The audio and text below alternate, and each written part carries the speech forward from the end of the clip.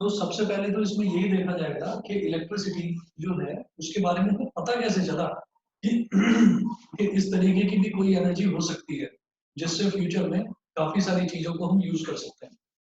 तो ऐसा हुआ कि जैसे कोई ग्लास रॉड है, उस ग्लास रॉड को अगर मान लीजिए हमने एक ग्लास रॉड ली और उस ग्लास रॉड को हमने एक जो रेशम का कपड़ा होता है, रेशम, सिल्क, सिल्क का जो क्लॉथ होता है, सिल्क के क्लॉथ पर मैंने ग्लास रॉड को अच्छे से मतलब उसको ऊपर रब करा, आराम से उसको घिसा उस पर बैठ कर। जैसे हमने कहा कि हमारे पास मान लीजिए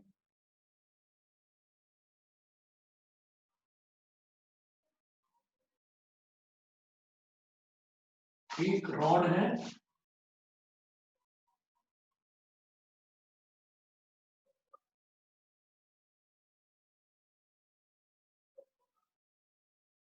ग्लास रॉड, और ग्लास रॉड को हमने क्या करा कि हमारे पास एक कपड़ा है,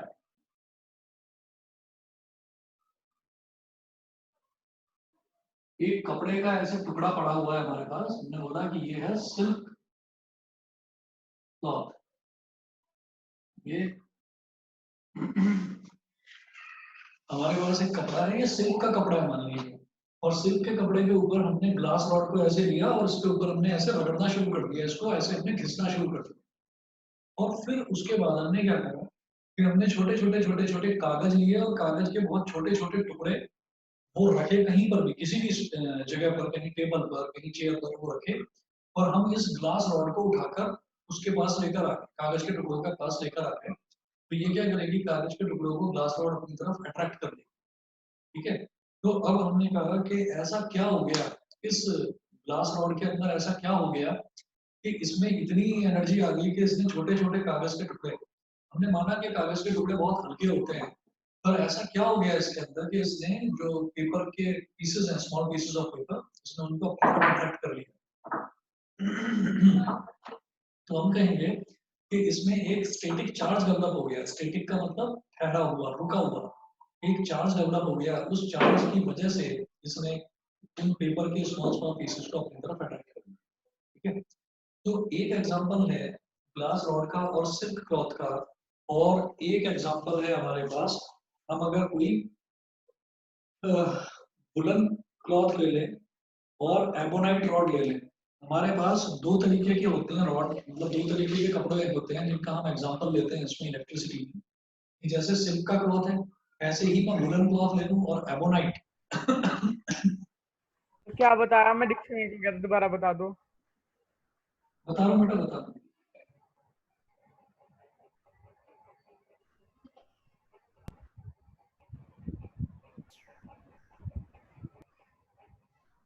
वुलन क्लॉथ लिया और एबोनाइट रॉड लिया, तो हमारे पास एबोनाइट होता है एक मटेरियल, जैसे ग्लास होता है, ग्लास की तरह एक मटेरियल होता है बेटा एबोनाइट। तो एबोनाइट की हमने रॉड ली और एबोनाइट की रॉड को हमने वुलन, यानी कि कोई जो ऊनी कपड़ा होता है ऊनी कपड़े पर हमने रब कर दिया उसको, तो इसके ऊपर भी एक चार्ज डेवलप हो जाता है। ठीक है। ये करने के बाद में हम ये कहते हैं कि ऐसी कौन सी चीज है दुनिया की जिसकी वजह से मैंने, और कई बार ऐसा भी होता है कि हमने मान लीजिए ये कपड़ा है हमारा और ये हमारे पास ग्लास रॉड है, मैंने इसको ऐसे ऐसे ऐसे ऐसे रब करा इस पर, और अपने हाथ पर मैंने बहुत छोटे छोटे छोटे छोटे मैंने कागज के टुकड़े लिए और मैं उसको लेकर आया, तो ये जो रॉड है ये उन कागज के टुकड़ों को अपनी तरफ अट्रैक्ट करने लगी। ठीक है। तो ऐसा क्या हो गया इस रॉड के अंदर, ऐसा क्या हो गया कि इसने उन कागज के टुकड़ों को अपनी तरफ अट्रैक्ट कर लिया। हम कहेंगे कि इसके ऊपर एक चार्ज डेवलप हो गया। अब वो जो चार्ज होता है, ये क्या चीज है चार्ज, तो हमने बोला कि जैसे अभी आपने, अगर आप 10th क्लास में आए हैं, आपने 9th क्लास में केमिस्ट्री में एक चैप्टर पढ़ा होगा एटम्स एंड मॉलिक्यूल्स। तो उसमें सबसे पहले ये बताया गया था कि एटम्स एंड मॉलिक्यूल्स में सबसे पहले ये बताया गया था कि भाई एटम जो है ना, वो किसी भी मैटर का सबसे छोटा पार्टिकल एटम कहलाता है। फिर उसके बाद क्या हुआ कि ये वाली जो थ्योरी है, ये वाली थ्योरी फेल हुई और पता चला कि एटम जो होता है, एटम के अंदर भी छोटे छोटे सब एटॉमिक पार्टिकल्स होते हैं जिनको हम बोलते हैं इलेक्ट्रॉन्स, प्रोटॉन्स और न्यूट्रॉन्स। अब उसके बाद फर्दर आगे स्टडी हुई, तो आगे स्टडी में ये पता चला कि जो प्रोटॉन्स होते हैं और न्यूट्रॉन्स होते हैं, न्यूट्रॉन्स होते हैं न्यूट्रल, प्रोटॉन्स होते हैं पॉजिटिवली चार्ज। प्रोटॉन्स और न्यूट्रॉन्स वो totally centre of the atom, atom के सेंटर, जिसको हम न्यूक्लियस बोलते हैं, वो न्यूक्लियस के अंदर स्टोर्ड होते हैं। और जो तीसरा सब एटॉमिक पार्टिकल होता है जिसको बोलते हैं electron, it keeps on moving around the nucleus, वो न्यूक्लियस के चारों तरफ घूमता रहता है। तो अगर हमने कहा कि एटम को रोक कर कौन रखता है, एटम को रोक कर कौन रखता है, आपने सुना होगा कि अमेरिका ने उस पर हिरोशिमा और नागासाकी पर, जो जापान है, जापान के बड़े बड़े शहर हैं वो, हिरोशिमा और नागासाकी, उनके ऊपर उसने एटम बॉम्ब गिरा दिया था अमेरिका ने। कुछ उनके क्लैशेस चल रहे थे, लड़ाई हो रही थी, वॉर चल रहा था, उन्होंने उस पर एटम बॉम्ब गिरा दिया। तो एटम बॉम्ब में ऐसा क्या होता है, हमने ये कहा कि नेचुरली जो हम नेचर की बात करते हैं, तो नेचर में अगर मान लीजिए मेरे पास ये शर्ट है, या मान लीजिए ये पेन है जो सिंथेटिक मटेरियल है, जो हमने खुद प्लास्टिक से बनाया, या कोई भी दुनिया की कोई भी चीज है, तो हम उसको ये बोलते हैं कि वो छोटे छोटे छोटे छोटे एटम से मिलकर बनी है। तो अगर ये शर्ट है, ये शर्ट मान लीजिए एटम से मिलकर बनी है, तो हम ये कहेंगे क्या ये शर्ट किसी को कुछ नुकसान पहुंचा रही है, या ये पेन पड़ा हुआ है ये किसी को कुछ नुकसान पहुंचा रहा है? ये नहीं पहुंचा रहा है। इसके अंदर न्यूक्लियस जो है, न्यूक्लियस के अंदर इलेक्ट्रॉन्स और प्रोटॉन्स वो भरे हुए हैं और इंटैक्ट है, इंटैक्ट मतलब क्लोजली पैक्ड है। और जो इलेक्ट्रॉन्स हैं वो चारों तरफ मूव कर रहे हैं। तो बीच में जो प्रोटॉन्स है ना, जो न्यूक्लियस के अंदर है, आप लोग सुन रहे हैं ना जो मैं बता रहा हूँ? सर तो जो बीच में प्रोटॉन्स हैं, उन प्रोटॉन्स ने सारे इलेक्ट्रॉन्स को रोक रखा है। तो इसका मतलब क्या है कि कोई भी एटम है, सबसे दुनिया की सबसे छोटी चीज एटम, और उसके अंदर भी तीन छोटे छोटे और पार्टिकल्स होते हैं, प्रोटॉन, इलेक्ट्रॉन, न्यूट्रॉन। तो कोई भी एटम है वो एकदम शांत है, वो कुछ नहीं कर रहा है, बिल्कुल शांत पड़ा हुआ है। अब ऐसा क्या है कि हम जो न्यूक्लियर बॉम्ब है, न्यूक्लियर बॉम्ब को हम एटम बॉम्ब बोलते हैं। वो इस वजह से बोला जाता है कि उसके अंदर जो प्रोटॉन्स है और न्यूक्लियर प्रोटॉन्स है और इलेक्ट्रॉन्स है, उन्होंने अपने एक दूसरे को रोक रखा है। क्योंकि प्रोटॉन्स यानी कि positive charge get attracted towards negative charge, and negative charge यानी कि electrons it gets attracted towards positive charge. तो पॉजिटिव और नेगेटिव ने एक दूसरे को रोक रखा है। अगर आप उसमें कुछ छेड़ाखानी करें कि आप उनके बीच का फोर्स ऑफ अट्रैक्शन खत्म कर दें कि इलेक्ट्रॉन अलग डायरेक्शन में दौड़ने लगे और प्रोटॉन अलग डायरेक्शन में दौड़ने लगे, तो क्या होगा, जितने भी एटम्स हैं, आप सारे के सारे एटम्स का आपने कॉन्फ़िगरेशन बिगाड़ दिया। और इस प्रोसेस को बोलते हैं न्यूक्लियर फिजन। न्यूक्लियर फिजन का मतलब होता है एटम बॉम्ब का एक्सप्लोड हो जाना। जब एटम बॉम्ब एक्सप्लोड होता है तो बेसिकली क्या होता है कि जिस जगह पर एटम बॉम्ब एक्सप्लोड होता है उसके चारों तरफ पेड़ पौधे, बिल्डिंग, इंसान, जो भी चीज है, वो सब लोग एटम से ही मिलकर बने हुए हैं। वो आसपास के सबके एटम्स का कॉन्फ़िगरेशन बिगाड़ देता है और सबके इलेक्ट्रॉन्स और प्रोटॉन्स फ्लो करने लगते हैं अलग अलग। तो इसीलिए ये बताया जाता है, सर बॉम्ब एक्सप्लोजन की कहानी पढ़ेंगे तो उसमें ये बताया जाता है कि जितनी भी चीजें थी वो एक मॉल्टन लावा की तरह बह गई थी जब एटम बॉम्ब का एक्सप्लोजन हुआ था। सब कुछ खत्म हो गया था। ठीक है, तो वो क्यों खत्म हुआ था?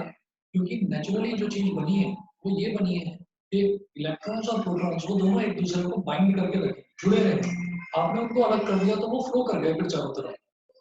ठीक है, तो this is known as atom bomb explosion. इसका मतलब क्या है कि दुनिया की कोई भी चीज है उसके अंदर पॉजिटिव और नेगेटिव चार्जेस हैं। और पॉजिटिव और नेगेटिव चार्जेस का मतलब क्या है कि उनके अंदर एक्सट्रीम एनर्जी है। उनके अंदर इतनी एनर्जी है कि अगर हम उसको यूज करना चाहें तो हम न जाने क्या कर सकते हैं। हम बहुत बड़े बड़े शहर बना भी सकते हैं और बहुत बड़े बड़े शहर बर्बाद भी कर सकते हैं। ठीक है, तो ये जो कॉन्सेप्ट है न्यूक्लियर फिजन और न्यूक्लियर फ्यूजन का, ये आप पढ़ेंगे 10th क्लास में ही, आपके सिलेबस में है। सोर्सेज ऑफ एनर्जी एक चैप्टर है फिजिक्स में, उसमें मैं खुद एक्सप्लेन करूंगा एक एक चीज। ठीक है, कि किसी जो न्यूक्लियर बॉम्ब्स हैं उनको कंस्ट्रक्टिव वे में कैसे यूज करा जा सकता है और डिस्ट्रक्टिव वे में कैसे यूज करा जा सकता है। फॉर एग्जाम्पल, कंस्ट्रक्टिव वे ये है कि इलेक्ट्रिसिटी प्रोड्यूस करने में काम आता है न्यूक्लियर फिजन। और डिस्ट्रक्टिव वे क्या है कि न्यूक्लियर फ्यूजन वो बॉम्ब की तरह भी यूज करा जा सकता है कि किसी भी शहर को हम बर्बाद कर। तो अब मैं इतनी सारी कहानी मैंने सिर्फ इस वजह से बताई कि इतनी एनर्जी पड़ी हुई है इस पूरे यूनिवर्स में, उस एनर्जी को हमको एक्सट्रैक्ट करना नहीं आता था, वो धीरे धीरे इंसान ने सीख लिया। तो पता चला कि दुनिया में अगर एनर्जी है तो एनर्जी की एक फ्लो का एक रास्ता होता है, वो पॉजिटिव से नेगेटिव की तरफ जाता है। तो there are two types of charges, positive charges and negative charges. और अगर आप लोगों को थोड़ा बहुत भी याद हो तो 9th क्लास में आपने एक चैप्टर पढ़ा था ग्रेविटेशन, याद है? फिजिक्स में पढ़ा था। Yes sir. ये बेटा याद है? यस ठीक है। तो फिजिक्स का जो चैप्टर था ग्रेविटेशन, उसमें सबसे पहले आपने एक टॉपिक पढ़ा था universal law of gravitation. Universal law of gravitation में मैंने अर्थ की ग्रेविटी की भी बात नहीं करी थी। हमने सिर्फ ये कहा था कि यूनिवर्सल लॉ ऑफ ग्रेविटेशन ये होता है कि every body in this universe attracts every another body. दुनिया में कोई भी बॉडी है और जो दूसरी बॉडी है, वो उनके बीच में कोई ना कोई फोर्स ऑफ अट्रैक्शन होता जरूर है। ठीक है। तो इसका मतलब हर बॉडी में कुछ पॉजिटिव चार्ज है और हर बॉडी में कुछ नेगेटिव चार्ज है। ठीक है। और उसी की वजह से फ्लो ऑफ एनर्जी भी होता है। तो अब हम ये देखेंगे कि जो ये एमोनाइट रॉड है या ग्लास रॉड है, इसने जो छोटे छोटे पीसेस ऑफ पेपर को अट्रैक्ट करा, इसका मतलब इसके अंदर कोई एनर्जी छुपी हुई थी, जिसको आपने ऐसे एजिटेट करके आपने उसको जगा दिया। और वो जो है उसने थोड़ी देर के लिए, जब तक उसमें kinetic energy of the molecules active रही, तब तक उसने उसको पार्टिकल्स को अपनी तरफ अट्रैक्ट करा। तो इससे एक चीज समझ में आती है कि उस पर ऐसी क्या चीज आ गई ग्लास रॉड के ऊपर कि उसने अट्रैक्ट करा। उस क्वांटिटी को हम बोलते हैं चार्ज। तो सबसे पहले आप लिखिए चार्ज। चार्ज में लिखेंगे देयर आर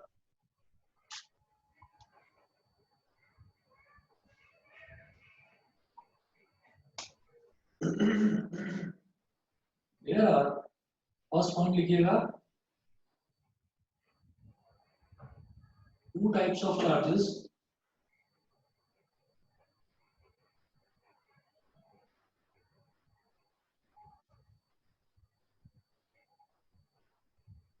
पॉजिटिव चार्ज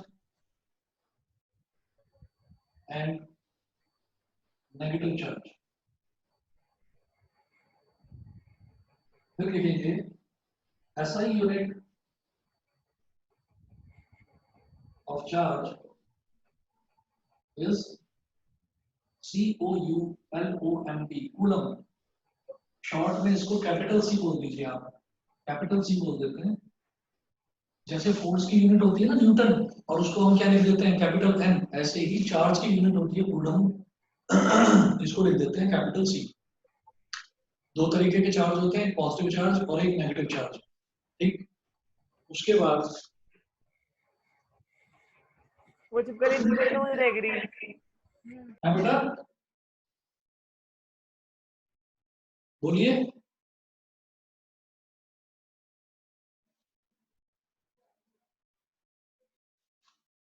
अब प्रोटॉन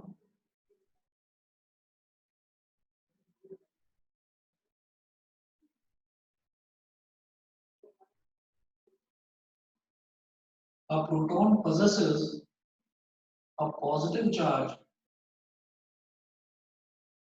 of 1.6 into 10 की पावर -19 कूलम। ये स्टैंडर्ड वैल्यू होती है। ये प्रोटॉन पर जो प्रोटॉन का जो चार्ज होता है ना, प्रोटॉन होता है पॉजिटिवली चार्ज, तो प्रोटॉन का जो चार्ज होता है उसकी वैल्यू होती है 1.6 into 10 की पावर -19 कूलम, जो स्टैंडर्ड वैल्यू है। कुछ स्टैंडर्ड वैल्यूज हैं इस चैप्टर में जो आपको याद करनी पड़ेगी। जैसे आप याद रखिए, आपको याद होगा 9th क्लास में आपने पढ़ा होगा एटम्स एंड मॉलिक्यूल्स वाले चैप्टर पर ही मैं बार बार आ रहा हूँ। तो उसमें आपने पढ़ा था कि एक स्टैंडर्ड नंबर होता था एवोगैड्रो नंबर। हमने ये कहा था कि इसमें ये हुआ करता था कि अगर मान लीजिए हमने बोला कि बहुत छोटे छोटे छोटे छोटे एटम्स हैं, तो हम एटम्स को मेजर कैसे करें, हम एटम्स की क्वांटिटी कैसे मेजर करें। तो हमने बोला कि एटम इतना छोटा होता है कि एक एटम, दो एटम, तीन एटम मेजर नहीं करा जा सकता, बहुत छोटा होता है। तो उसके लिए ये बोला गया कि ठीक है, एटम्स का एक ग्रुप बना दीजिए और हम ये कहेंगे कि 6.022 into 10 की पावर 23 अगर एटम्स हैं, इतने सारे एटम्स हैं। सोचो 10 की पावर 23 कितना हो गया, करोड़ों का भी करोड़ों हो गया, बहुत बड़ी क्वांटिटी हो गई। तो 6.022 into 10 की पावर 23 एटम्स, इनका जब ग्रुप होता है तो उसको बोलते हैं 1 मोल। याद है आप लोगों को? याद है बेटा? अच्छा, बाकी बच्चे कहाँ हैं आज? तो सॉरी, मैं डिस्कनेक्ट हो गया था, आपने 2 पॉइंट समझाया फिर मैं चला गया था। अरे वो कोई बात नहीं, मैं रिकॉर्डिंग सर यही देखूंगा, है, लेकिन बाकी बच्चे हैं कहाँ? सर यही है। अनुभव, अनुभव, शौर्य, भव्या, दिवस, किधर हो भाई आप लोग?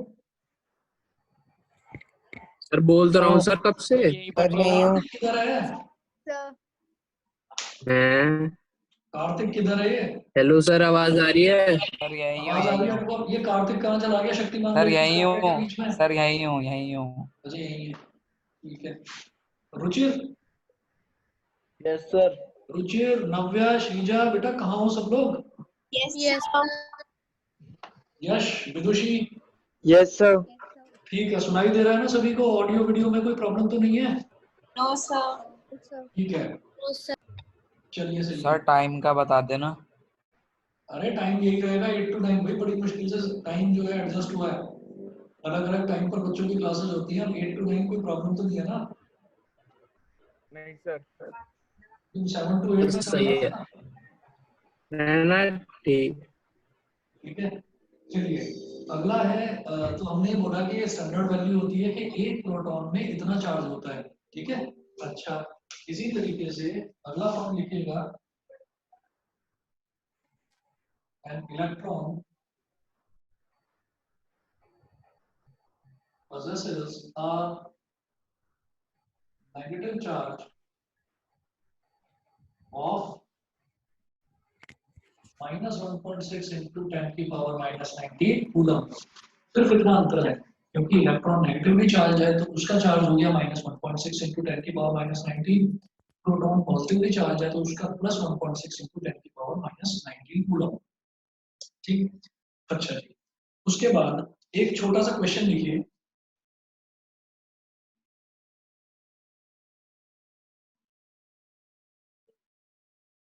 क्वेश्चन लिखिएगा, इसमें है calculate the number of electrons constituting 1 coulomb of charge. Calculate the number of electrons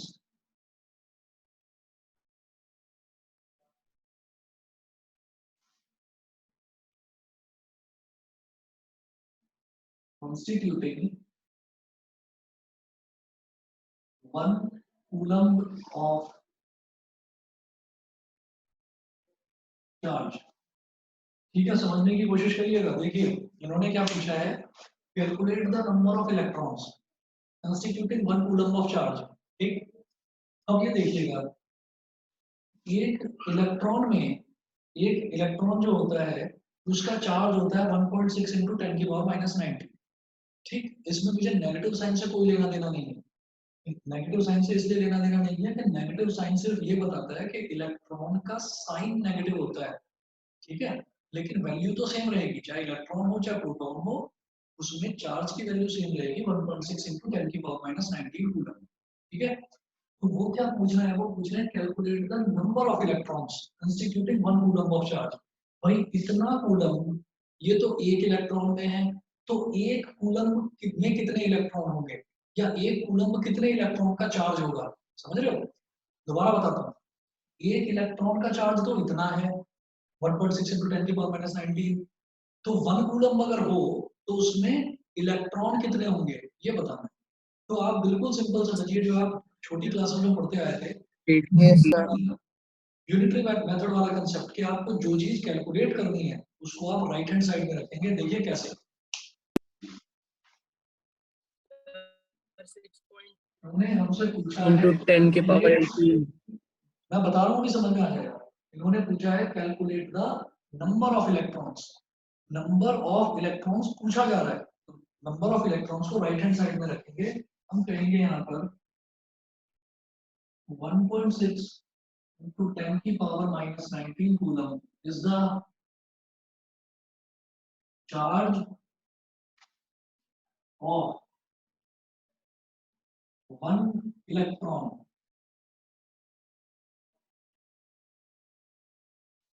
1.6 into 10 की power -19 coulomb is the charge of 1 electron। ये एक इलेक्ट्रॉन का चार्ज है, ठीक।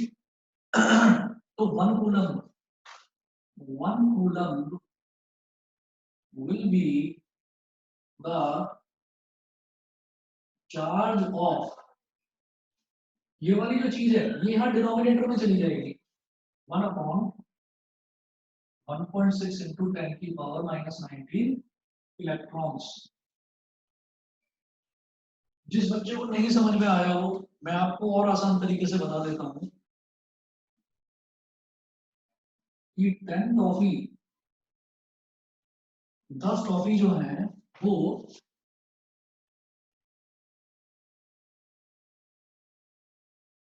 वो 20 रुपीज की है। 10 टॉफीज 20 रुपीज की है, तो एक टॉफी 1 टॉफी वो कितने की होगी? ये जो 10 है ये यहाँ डिनोमिनेटर में चला जाएगा।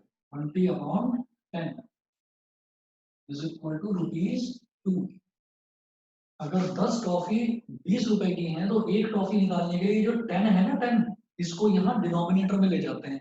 उसी तरह से 1.6 इंटू 10 की पावर -19 कूलम, ये एक इलेक्ट्रॉन का चार्ज है, तो एक कूलम 1 कूलम वो कितने का होगा? इसको यहाँ 1 के नीचे ले जाइए तो 1/1.6 इंटू 10 की पावर -19 इलेक्ट्रॉन्स हो गया। क्लियर है सभी बच्चों को ये चीज?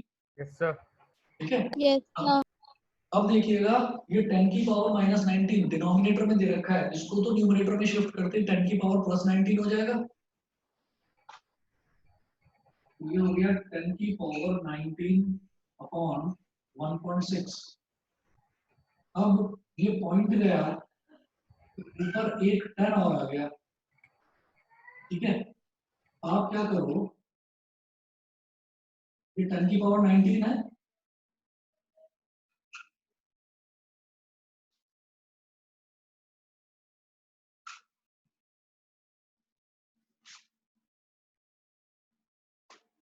आप लिखिएगा ये 10 है और 10 की पावर 19 में से 2 जीरो और निकाल लो, 1000 हो गया। तो ये कितना बचेगा? 10 की पावर 17 अपॉन 16। समझ लीजिए आराम से, ये 10 की पावर 19 था क्योंकि -19 था, ऊपर जाकर हो गया 10 की पावर +19। 1.6 का पॉइंट गया तो पॉइंट जाते ही ऊपर 1 आया, और पॉइंट के बाद डेसिमल के बाद कितनी डिजिट थी? एक डिजिट, तो एक जीरो आ गया। तो 10 इंटू 10 की पावर 19 ये क्या हो जाएगा? 10 की पावर 20। इसमें से मैंने 10 की पावर 3 यानी कि 1000 अलग निकाल दिया, 1000 यहाँ रख दिया। ठीक, तो जब 10 की पावर 20 टोटल 10 की पावर 20 हो जाएगा, मैं इधर लिख रहा हूँ 10 की पावर 20/60। ठीक, तो जब इसमें से मैंने 10 की पावर 3 मतलब 1000 अलग निकाला तो कितना बचा? 10 की पावर 17। अब आप इसको इससे डिवाइड कर दीजिए, 16 से ही डिवाइड हो जाएगा, इसलिए करा है मैंने। तो देखिए 16 6 96, 100 माइनस 96 कितना हो गया? 4, 4 के आगे एक जीरो 40, 16 2 32, 40 माइनस 32 हो गया 8, 8 के आगे एक जीरो लगाएं और यहाँ लगाइए पॉइंट, 5 16 5 80। तो बेटा ये हो गया 62.5 इंटू 10 की पावर 17 इलेक्ट्रॉन्स। मेन जो फंडा था समझने वाला वो ये था कि ये यूनिटरी मेथड है कि इतने कूलम में एक इलेक्ट्रॉन, तो 1 कूलम में कितना, ये यहाँ डिनोमिनेटर में चला जाएगा। ठीक है, उसके बाद सिंपल कैलकुलेशन है, अलग अलग बच्चा कैलकुलेशन अलग अलग तरीके से करता है, जैसे आपको कंफर्टेबल हो वैसे कर लीजिएगा। रिजल्ट ये समझ में आ गया? हाँ बेटा सर बताओ। जो सर ने स्कूल में करा था उसकी वैल्यू 6.25 इंटू 10 की पावर -10 की पावर 18 थी। 18 आ रही थी, तो ये भी वही चीज है। बस आप इस पॉइंट को यहाँ पर खिसका दीजिए। ठीक है, एक पॉइंट इधर खिसका दो तो ये 10 की पावर 18 हो जाएगा, और एक पॉइंट इधर कर दो तो 10 की पावर 16 हो जाएगा। ठीक है ना? तो वो दोनों चीजें सेम है, जैसा उन्होंने बताया वो भी बिल्कुल सही वैल्यू है, जो मैं बता रहा हूँ ये भी बिल्कुल सही वैल्यू है। ठीक है बेटा, चले आगे। अरे सर गलत क्या है? चलिए इसके बाद अगला टॉपिक लिखेंगे, इधर लिखना।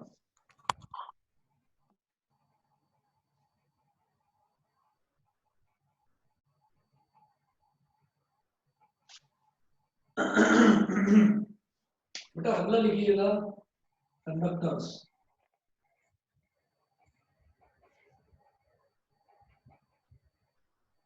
इसमें लिखिएगा substances through which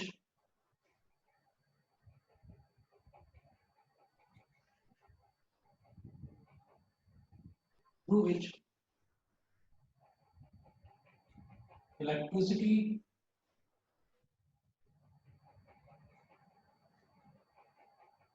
can flow are called conductors.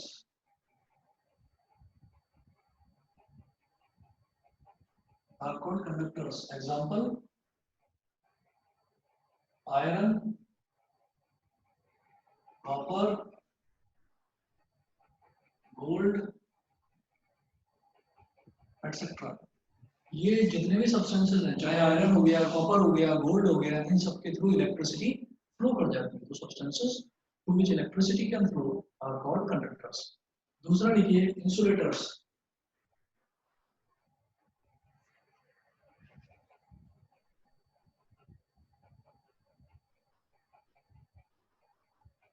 Substances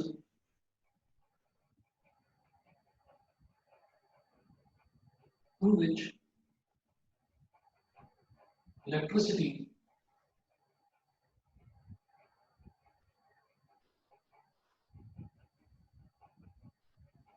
cannot flow.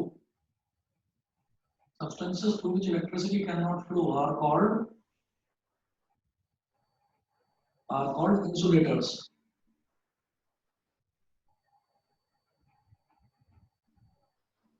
Example: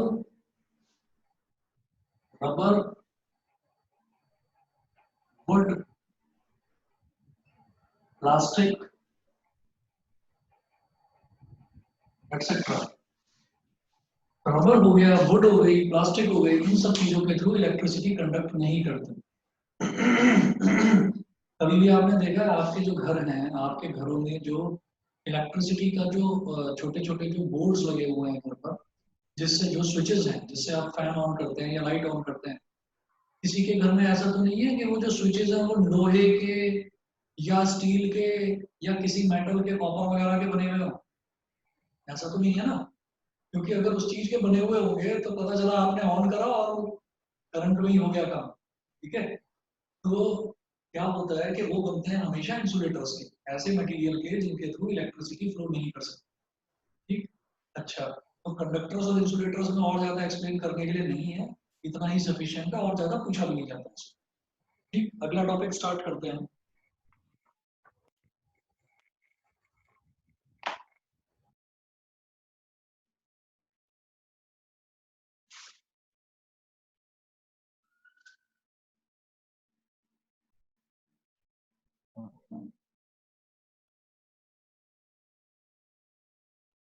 sir आपने होमवर्क नहीं भेजा था मैथ्स का? नहीं भेजा था? हाँ सर, आप लोग बोल रहे थे ना क्वेश्चन भेजेंगे 10। अच्छा, मैं भेजना भूल गया, तो चलो देख लेता हूँ, भेज दूंगा। देखिएगा, electricity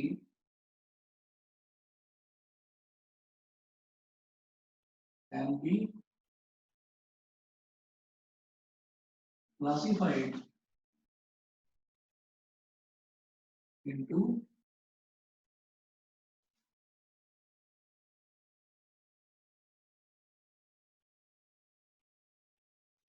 electricity can be classified into two parts. Electricity की दो तरीके की होती है, एक तो हो गई स्टैटिक इलेक्ट्रिसिटी और दूसरी हो गई करंट इलेक्ट्रिसिटी। तो फर्स्ट लिखिएगा static electricity.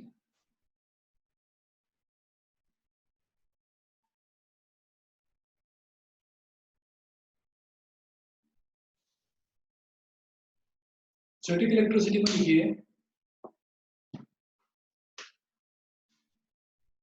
In static electricity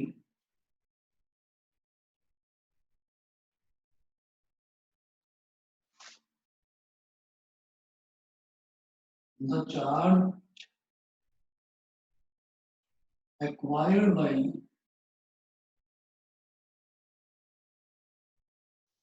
the charge acquired by a body tends to remain at rest or stationary.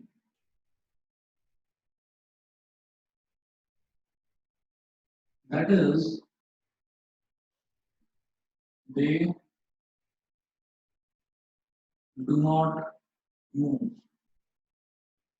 Static का मतलब क्या होता है कि जो एक वर्ड होता है ना स्टेशनरी, आप लोगों ने 9th क्लास में मोशन वाले चैप्टर में पढ़ा होगा, a car which is initially stationary, a stationary object starts moving. इसका मतलब अगर कोई भी ऑब्जेक्ट वो रेस्ट में है तो हम ये बोलते हैं कि वो ऑब्जेक्ट स्टेशनरी है। स्टेशनरी मतलब वो ऑब्जेक्ट रुका हुआ है, ठीक है। तो हमने ये कहा कि स्टैटिक इलेक्ट्रिसिटी, ये स्टैटिक शब्द जो है ये स्टेशनरी से आया है। स्टेशनरी का मतलब क्या है कि anything which is at rest. तो हमने कहा कि चार्जेस जब रेस्ट में होते हैं, जैसे मैंने इसकी एमोनाइट रॉड वाले की चार्ज की बात करी थी, तो उसमें क्या था कि चार्ज जो है वो रेस्ट में था, तो उसको हमने बोल दिया स्टैटिक चार्ज, या उसकी वजह से प्रोड्यूस होने वाली इलेक्ट्रिसिटी को बोल दिया स्टैटिक इलेक्ट्रिसिटी, ठीक है। अच्छा, उसके बाद आप लिख लीजिए यहाँ पर कि एग्जाम्पल में charge acquired by a glass rod when rubbed with silk cloth। तो जैसे सिल्क के क्लॉथ पर हमने किसी एक ग्लास रॉड को रब करा तो उसके ऊपर जो चार्ज एक्वायर हो गया, वो चार्ज कहीं भी मूव नहीं कर रहा है, वो वहीं पर रुक गया, स्टेशनरी है वो चार्ज। तो हम उस चार्ज को बोलते हैं, उस चार्ज की वजह से प्रोड्यूस होने वाली इलेक्ट्रिसिटी को बोलते हैं हम स्टैटिक इलेक्ट्रिसिटी, ठीक है। अच्छा जी, अब अगला लिखेंगे हम second, current electricity. CURRENT, current electricity.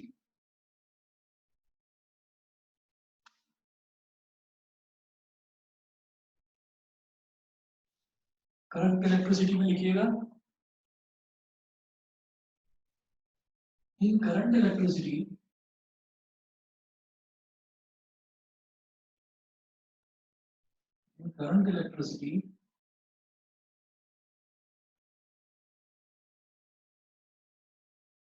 charges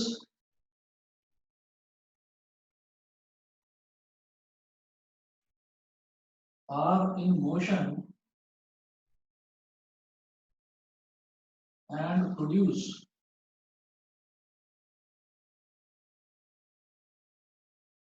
electric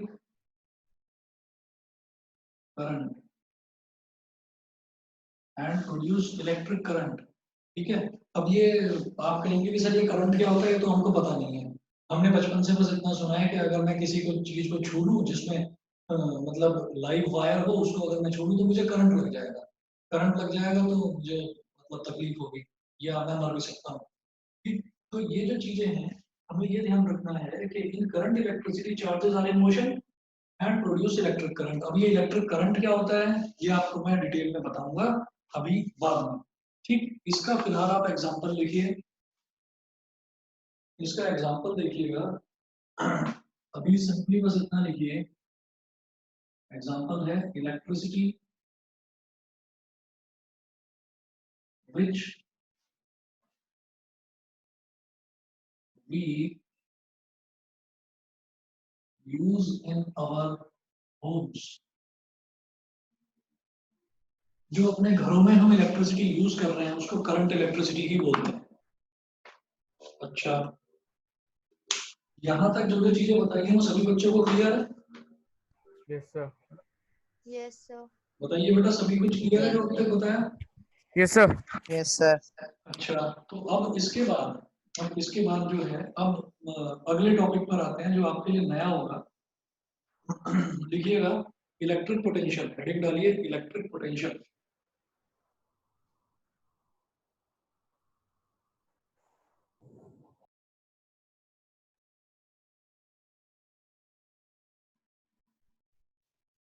वही तो होता है जो जिसकी यूनिट वोल्ट होती है। है बेटा, फिर इसकी यूनिट वोल्ट होती है ना। इलेक्ट्रिक पोटेंशियल की यूनिट वोल्ट होती है, सही कह रहे हैं। सर हमें तो करा चुके हैं। क्या अनुभव, क्या कह रहे हो, समझ में नहीं आया बेटा। सर करा दिया स्कूल में। आप मेरे को ना मैसेज टाइप करके भेज दीजिए, आवाज ना आपकी ठीक नहीं आ रही, मैसेज टाइप करके भेज दो आप। कह रहा है स्कूल में करा चुके हैं। अच्छा, स्कूल में करा चुके हैं, ओके।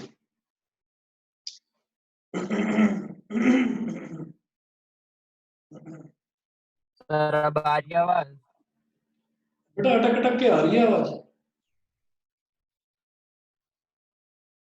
देखो ऐसा होता है कि जैसे मान लीजिए कहीं पर भी कोई वो लगा रहता है, आपने देखा होगा जो इलेक्ट्रिक ट्रांसफार्मर होते हैं, बड़े बड़े ट्रांसफार्मर्स होते हैं, तो उसके आसपास आपने देखा होगा आयरन की बहुत बड़ी बड़ी ग्रिल्स लगी रहती हैं, और वहां पर ना एक स्केलेटन की खोपड़ी बनी रहती है, उस पर ऐसे लगा रहता है, उस पर लिखा रहता है खतरा, कॉशन, खतरा 440 वोल्ट्स ऐसे करके लिखा रहता है, डेंजर जोन ऐसे लिखा रहता है कि यहाँ से आपको दूर रहना है। उसका मतलब क्या है कि जो वो ट्रांसफार्मर है, जो इलेक्ट्रिक ट्रांसफार्मर है, इलेक्ट्रिक ट्रांसफार्मर के आसपास एक इलेक्ट्रिक फील्ड प्रोड्यूस हो जाता है। अब सवाल ये उठता है कि ये इलेक्ट्रिक फील्ड है क्या। इलेक्ट्रिक फील्ड ऐसी चीज होती है कि जैसे आप लोगों ने मैग्नेट से, मैग्नेट देखी होगी, जैसे मैग्नेट होती है ना,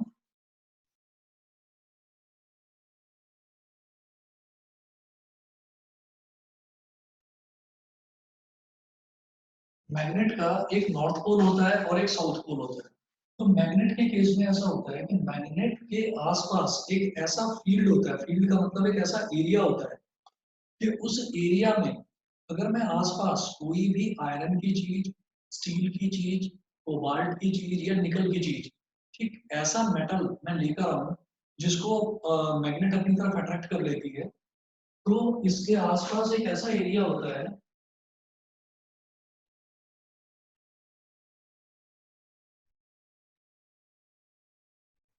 कि इस एरिया में अगर मैं कोई भी लोहे का टुकड़ा लेकर आऊंगा ना, तो हल्का हल्का उसमें आपको डेविएशन ऐसा लगेगा, जैसे हल्की हल्की उस पर कोई फोर्स लग रही है, और उस फोर्स को ही हम ये बोलते हैं कि वो मैग्नेटिक फोर्स लग रही है उस पर।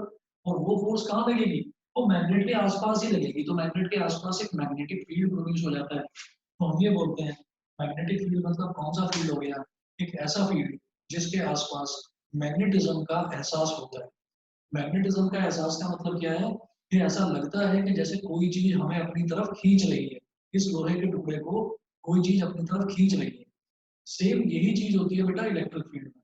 अगर हमने कोई बहुत बड़ा पावर जनरेटर देखा है, पावर जनरेटर जैसे मान लीजिए कहीं पर भी कोई ट्रांसफार्मर है, तो ट्रांसफार्मर क्या है, ट्रांसफार्मर इलेक्ट्रिसिटी का एक बहुत बड़ा सोर्स है, ठीक। तो उस ट्रांसफार्मर के आसपास एक इलेक्ट्रिक फील्ड प्रोड्यूस हो जाता है। इसका मतलब क्या है कि आपको जाकर उस ट्रांसफार्मर को छूने की जरूरत नहीं है, उसके आसपास इलेक्ट्रिक फील्ड की ऐसी रेडिएशंस होंगी कि वही आपको अपनी तरफ खींच लेंगी, और it can cause to your death also, उससे डेथ तक हो सकती है।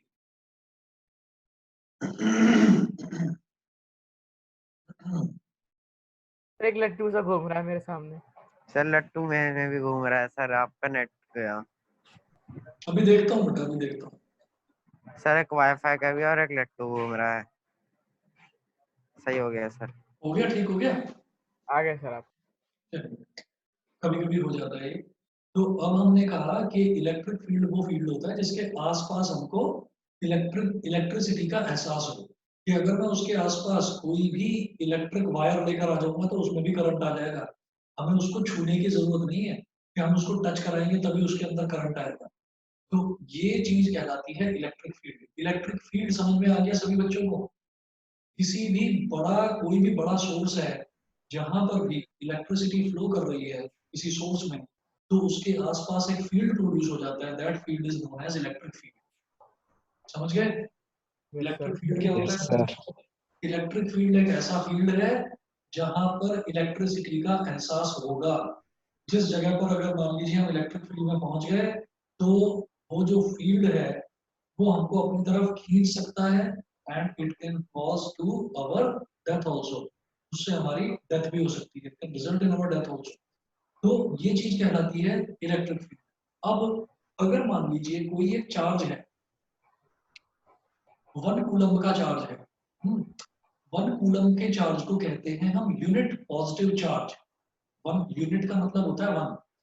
तो 1 कूलम के चार्ज को अगर मैं इन्फिनिटी से, इन्फिनिटी मतलब क्या है, बहुत दूर कोई चीज है इन्फिनिटी।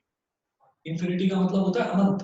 तो बहुत दूर कोई चीज है इन्फिनिटी, इन्फिनिटी से अगर मैं 1 कूलम के चार्ज को उठाकर लेकर आया और किसी एक इलेक्ट्रिक फील्ड में मैंने उसको प्लेस कर दिया, रख दिया, तो इन्फिनिटी से एक चार्ज को लाने में जो वर्क डन करना पड़ा, that work done is known as electric potential. समझे? दोबारा बताता हूँ, इलेक्ट्रिक फील्ड तो आप समझ गए कि अगर इलेक्ट्रिक फील्ड क्या है कि कोई भी ऐसा सोर्स जहां से इलेक्ट्रिसिटी प्रोड्यूस होती है, उसके आसपास का जो एरिया है, that area is known as electric field. एक कूलम के चार्ज को इन्फिनिटी से उठाकर अगर मैं उस इलेक्ट्रिक फील्ड में रख दूंगा, तो वहां से उस चार्ज को लाने में जो वर्क डन करना पड़ेगा, that work done is known as electric potential. समझ गए?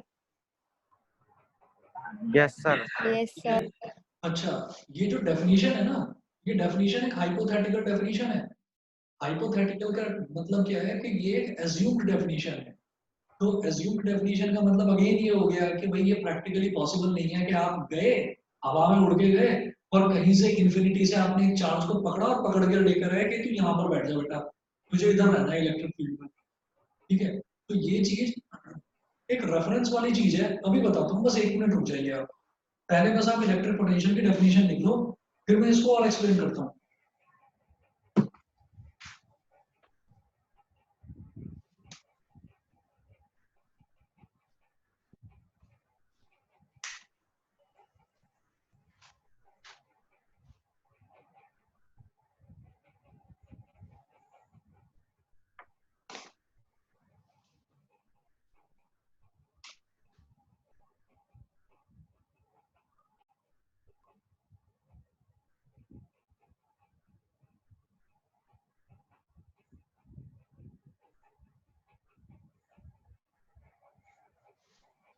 देखिएगा इलेक्ट्रिक पोटेंशियल में, the electric potential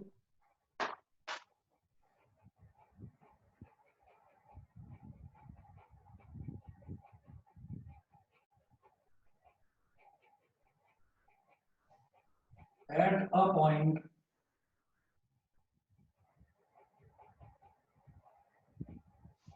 in an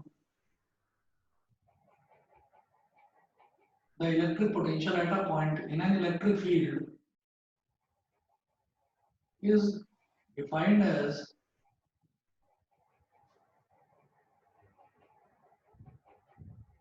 the work done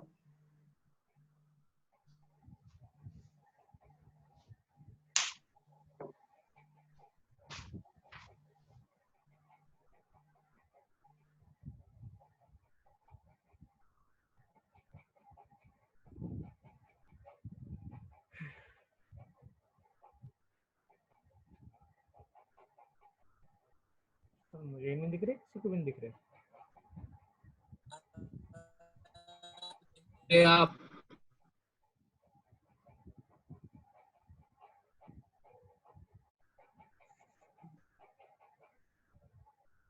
सबको सर दिख रहे हैं?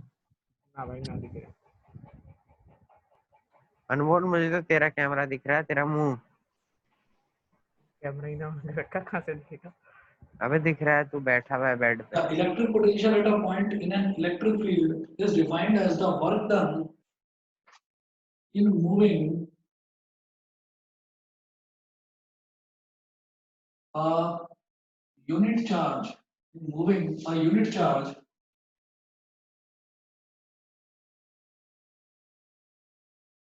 from infinity sir unit charge की कोई वैल्यू भी होती है? to that point। बताइए क्या वैल्यू होगी? यूनिट का मतलब क्या होता है? 1 एक होता है। यूनिट का मतलब 1, और चार्ज की यूनिट क्या होती है? कूलम। तो 1 कूलम, यूनिट चार्ज का मतलब 1 कूलम का charge, one one coulomb. 1 coulomb का चार्ज। ठीक है? अब इसको मैं डायग्रामेटिकली बताता हूं आपको।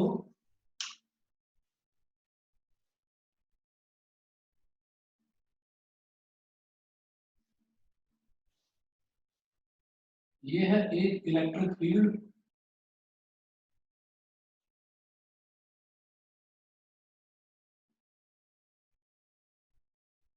स्कूल में तो हमें सर ने कहा था कि moving charge of 1 coulomb from a point two another लिखा था हमने, इन्फिनिटी आ रहा हूँ बेटा, वो आपके सर ने आपको पोटेंशियल डिफरेंस बताया होगा, अच्छा वो पोटेंशियल डिफरेंस बताया होगा। अभी मैं सिर्फ इलेक्ट्रिक पोटेंशियल की बात कर रहा हूँ, अभी आ रहा हूँ उस पर भी, रुक जाओ बस।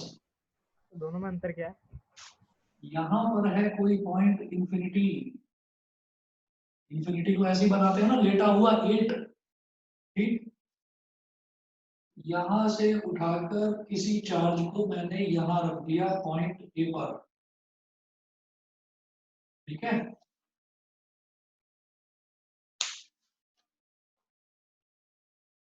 मैंने इंफिनिटी एक पॉइंट है, इंफिनिटी कौन सा पॉइंट है, जैसे मैंने कहा कि हमारा जो अर्थ है ना, अर्थ से सन कितनी दूर है, तो सन की दूरी कोई मेजर नहीं कर पाया, कोई नाप नहीं पाया, और जिसने नापने की कोशिश करी वो निपट गया, समझ रहे हो। क्योंकि सन इतना हीट है, सन में इतनी हीट है सन में, कि सन के आसपास भी अगर आपने, आसपास क्या कई लाख किलोमीटर दूर भी अगर आपने कोई स्पेसशिप भेज दिया, तो वो स्पेसशिप पिघल जाएगा, सन में इतनी हीट होती है। तो इसलिए सन की जो दूरी है वो कोई मेजर नहीं कर पाया। तो हमने ये कहा कि सन का जो डिस्टेंस होता है, सन के डिस्टेंस को ये मानकर चलते हैं कि वो इंफिनिटी पर है। तो हम इंफिनिटी से कोई एक यूनिट चार्ज को लेकर आए और उसको लाकर हमने एक इलेक्ट्रिक फील्ड में किसी एक पॉइंट पर रख दिया। तो ये हाइपोथेटिकल बात हो गई ना, हाइपोथेटिकल बात मतलब वो कहानी किस्सों वाली बातें हो गई, फालतू की बातें। जब इंफिनिटी पर कुछ जा ही नहीं सकते तो इंफिनिटी से चार्ज कैसे लेकर आए, ठीक। तो हमने ये कहा कि ये सिर्फ चीज इस वजह से बताई गई है कि हर बॉडी पर कुछ ना कुछ चार्ज होता है, ठीक है। तो ये बात इलेक्ट्रिक पोटेंशियल इस वजह से डिफाइन करा गया है कि कोई भी जो चार्ज है ना, या कोई भी बॉडी है, उसके अंदर कुछ ना कुछ पोटेंशियल होता है। हाँ जी, सर एक बार और समझा दो। मैं दोबारा बता रहा हूँ। हमने कहा इलेक्ट्रिक पोटेंशियल क्या होता है कि अगर कोई 1 कूलम का चार्ज है, 1 कूलम के चार्ज को आप इंफिनिटी से उठाकर लेकर आए और किसी एक इलेक्ट्रिक फील्ड में लाकर आपने रख दिया। क्या ये चीज प्रैक्टिकली पॉसिबल है कि आप इंफिनिटी से कोई चार्ज उठाकर लाओ और वहां रख दो किसी इलेक्ट्रिक फील्ड में? नहीं है ना ये चीज पॉसिबल। लेकिन फिर भी हम इसकी डेफिनेशन को पढ़ रहे हैं, तो क्या कहानी है। हमने ये कहा कि हर बॉडी पर एक चार्ज होता जरूर है, कुछ ना कुछ चार्ज जरूर होता है, चाहे पॉजिटिव हो चाहे नेगेटिव हो, हर बॉडी पर कुछ चार्ज होता है। तो अब ये कहा गया कि भाई वो चार्ज कहाँ से आया, तो हमने बता दिया कि इंफिनिटी से कोई चार्ज को लेकर आया गया और उस चार्ज को लाकर इलेक्ट्रिक फील्ड में रख दिया। तो इंफिनिटी से वहां तक लाने में जो वर्क करना पड़ा, that quantity is known as electric potential, ठीक है। तो ये हाइपोथेटिकली किसी साइंटिस्ट ने डिफाइन कर दिया इस चीज को, ठीक। अब इस चीज को कोई चैलेंज नहीं कर पाया, क्यों? क्योंकि जहां पर भी इंफिनिटी आ जाती है, जहां पर भी इंफिनिटी आ जाता है, तो इंफिनिटी को आज तक कोई डिफाइन नहीं कर पाया। इसीलिए आप लोग, अगर आप लोगों ने ट्रिग्नोमेट्री पढ़ा हो या किसी टीचर ने आपको बताया हो, इंफिनिटी को इसीलिए नॉट डिफाइंड भी बोलते हैं, पता है ये चीज। इंफिनिटी वाली जगह पर आपने नॉट डिफाइंड भी लिखा हुआ देखा होगा, और नहीं देखा होगा या नहीं पढ़ा होगा तो मैं पढ़ाऊंगा अभी ट्रिग्नोमेट्री, ठीक। तो इसको बोल देते हैं नॉट डिफाइंड। तो इसका मतलब क्या है कि इस चीज को सच मान लिया गया, क्या? कि मैं इंफिनिटी से एक चार्ज लेकर आया, मैंने इलेक्ट्रिक फील्ड पर रख दिया, वहां से इंफिनिटी से लाने में जितना वर्क डन करना पड़ा, that work done is known as electric potential. फिर हमने क्या करा, हम एक चार्ज और लेकर आए इंफिनिटी से, और उस चार्ज को हमने दूसरी पोजीशन पर रख दिया, यहाँ पर, ठीक है। तो मैंने बोला कि उसको इंफिनिटी से यहां तक लाने में जो काम करना पड़ा, that is known as electric potential of A. तो उसको बोल दिया हमने V A, electric potential of A. एक सेम चार्ज को इंफिनिटी से दूसरे पॉइंट पर अगर लाकर लोकेट कर दूं, तो उसमें कितना वर्क करना पड़ता है, उसको हमने बोल दिया वी बी। और अगर V A minus V B का मैं डिफरेंस निकाल दूं, तो this is known as potential difference. This is known as potential difference. ये बताया गया होगा स्कूल में आपको, ठीक है, कि ए से बी तक जो डिफरेंस है, that difference is known as potential difference, ठीक है। तो ये एक ऐसी डेफिनेशन है जो थोड़ी सी हाइपोथेसिस यानी कि इमेजिनरी इमेजिनरी थिंग्स से रिलेटेड है, ठीक है। तो आपको जो डेफिनेशन लिखवाई है, अगर पूछा जाता है तो आप as it is electric potential की डेफिनेशन लिखेंगे, ठीक है बेटा। और ये जो अरे पोटेंशियल डिफरेंस होता है ना, यही वो चीज है जिसको आपने कॉमन लैंग्वेज में घर में सुना होगा, वोल्टेज। वोल्टेज सुना है आप लोगों ने? Yes sir. वोल्टेज टर्म सुना होगा, कभी घर पर कोई इलेक्ट्रिशियन आया होगा, उसने कहा होगा आपके घर में वोल्टेज बड़ी फ्लक्चुएट करती है, आपके घर में वोल्टेज बहुत खराब आती है, ठीक है, या बहुत अच्छी आती है, या आपने सुना होगा। तो that voltage term is known as potential difference. Potential difference को ही वोल्टेज, ठीक। तो आज के लिए बस इतना ही कर लीजिए, बाकी इसको आगे मैं कल कंटिन्यू करता हूँ, ठीक है बेटा। सर इलेक्ट्रिक, अब सर एक से पूछूं? Okay sir. सर एक से पूछूं? हाँ बस आज इतना ही करना है आपको, और कुछ नहीं, ठीक है। सर एक से पूछूं? हाँ बताओ। सर इलेक्ट्रिक पोटेंशियल और पोटेंशियल डिफरेंस में अंतर क्या है? वो मैं अंतर ही बता रहा था, अब मैं कल बताऊंगा इस चीज को, ठीक है। सर वो वैसे वो ए और बी लाए क्यों गए थे, पर्पस क्या था? मैं आपको बता, ये चीज कल बता दूंगा। तो आपने बड़े गंदे मूवमेंट में हाइपोथेटिकल बंद है, करी है मतलब क्लास। एज्यूम्ड थिंग है, एज्यूम्ड थिंग है। कल बताता हूँ डिटेल में, बड़ा इंटरेस्टिंग है, मैं ठीक है। बड़े क्यूरियस मूवमेंट में बंद करी है आपने क्लास। बेटा एक्चुअली दूसरे क्लास का टाइम हो रहा है, इस वजह से मैं बंद कर रहा हूँ, ठीक है ना, फिर वो बच्चे वेट करेंगे। ठीक है sir. Okay, thank you sir. Okay बेटा, okay, bye sir. Bye bye. नमस्ते सर। नमस्ते जी, नमस्ते।